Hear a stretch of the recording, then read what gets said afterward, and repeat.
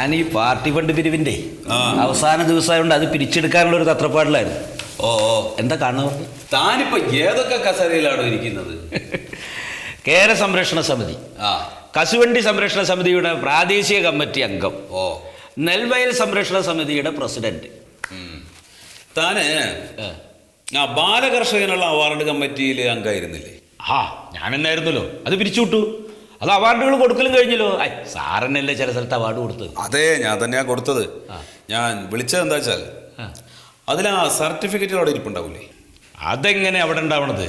അത് ജില്ലാ തലത്തിലുള്ള കുട്ടികൾക്കും പിന്നെ സംസ്ഥാനത്ത് വിജയിച്ച കുട്ടികൾക്കൊക്കെ നമ്മൾ ട്രോഫിയും സർട്ടിഫിക്കറ്റും കൊടുത്തില്ലേ?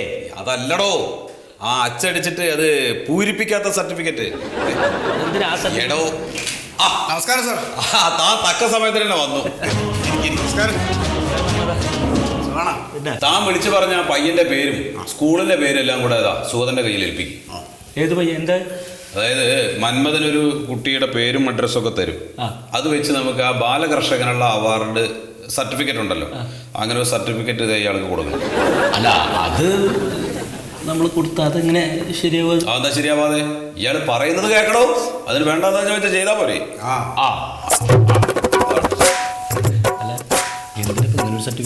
എൻ്റെ അടുത്തൊരു സുഹൃത്തിൻ്റെ ഒരു ശേഷാരൻ ചെക്കന്, അപ്പോൾ അവന് BSc അഗ്രികൾച്ചറിൽ ഒരു അഡ്മിഷൻ വേണം. അവൻ്റെ അച്ഛൻ്റെ ആഗ്രഹമായിരുന്നു അവനെ കൃഷി ഓഫീസറാക്കണമെന്നുള്ളത്. അപ്പം അതിന് വേണ്ടിയിട്ടാണ്.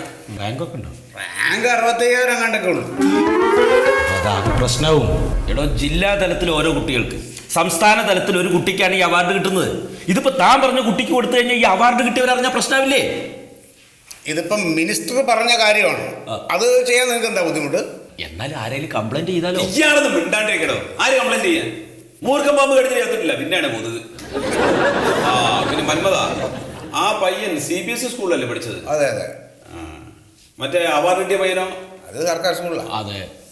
അപ്പൊ ഇയാളൊരു കാര്യം ചെയ്യണം, സർട്ടിഫിക്കറ്റ് എഴുതുന്ന സമയത്ത് പേരെഴുതിയിട്ട് ബ്രാക്കറ്റിൽ CBSE എന്ന് പ്രത്യേകം എഴുതണം. എന്നാലും എന്തെന്നാലും അല്ല, യൂണിവേഴ്സിറ്റിക്കാർ പ്രശ്നം ഉണ്ടാക്കിയാലോ? കമ്മിറ്റി അറിഞ്ഞാലോ? എടോ, ജനറൽ കമ്മിറ്റി ഈ നിർദ്ദേശം തള്ളിയാൽ നമ്മളത് എക്സിക്യൂട്ടീവ് കമ്മിറ്റിയിലേക്ക് കൊടുക്കും. അല്ലെങ്കിൽ തന്നെ കേരളത്തിൽ ഏത് യൂണിവേഴ്സിറ്റിക്കുണ്ട് ഇതൊക്കെ ചോദ്യം ചെയ്യാനുള്ള യോഗ്യത? വാസവദത്ത ചാരിത്ര പ്രസംഗം നടത്തുന്ന പോലെയാണ് യൂണിവേഴ്സിറ്റിയുടെ കാര്യങ്ങൾ. താനൊരു കാര്യം ചെയ്യണോ, അതങ്ങ് ശരിയാക്കി കൊടുക്ക്. ബാക്കി കാര്യങ്ങളൊക്കെ ഞാൻ നോക്കിക്കോളാം. വൈസ് ചാൻസലറോടൊക്കെ ഞാൻ പറഞ്ഞോളാം കേട്ടോ. അല്ല, ഞാൻ ശരിയാക്കി കൊടുക്കാം. പക്ഷെ പ്രതിപക്ഷം വല്ല പ്രശ്നം ഉണ്ടാക്കിയാൽ എന്നെ പറയരുത്. ഏത് പ്രതിപക്ഷം പ്രശ്നം ഉണ്ടാക്കുന്നതാണ് പറയുന്നത്? എടോ, ഈ പറയുന്ന പ്രതിപക്ഷം മുമ്പ് ഭരണത്തിലിരുന്ന സമയത്ത് അന്ന് അവരുടെ ഒരു മന്ത്രി ചെയ്തത് എന്താ 10ാം ക്ലാസ് പാസ്സായിട്ടുള്ള അവരുടെ പാർട്ടിയിൽപ്പെട്ടിട്ടുള്ള ആളുകൾക്ക് ടെസ്റ്റും ഇന്റർവ്യൂ ഒന്നും ഇല്ലാതെ KSRTCയിൽ ജോലി വാങ്ങിച്ചു കൊടുത്തു കണ്ടക്ടർമാരായിട്ട്. ഈ പ്രശ്നം നമ്മൾ നിയമസഭയിൽ ചോദ്യം ചെയ്തപ്പോൾ അന്ന് ആ മന്ത്രി പറഞ്ഞത് എന്താണ്? എൻ്റെ പാർട്ടിയിൽപ്പെട്ട എനിക്ക് താല്പര്യമുള്ള ആളുകൾക്ക് ഞാൻ ജോലി വാങ്ങിച്ചു കൊടുക്കും, അതിന് നിങ്ങൾക്കെന്താ? അതുപോലെ നിങ്ങൾ ഭരണത്തിൽ വരുമ്പോൾ നിങ്ങളും ചെയ്തോ.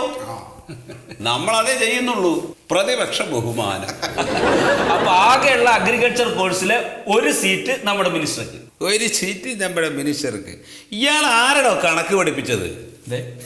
നമ്മുടെ വിദ്യാഭ്യാസ മന്ത്രിയാണോ? അത് മതി പുതിയ ഗ്രൂപ്പ് വഴക്കിന്.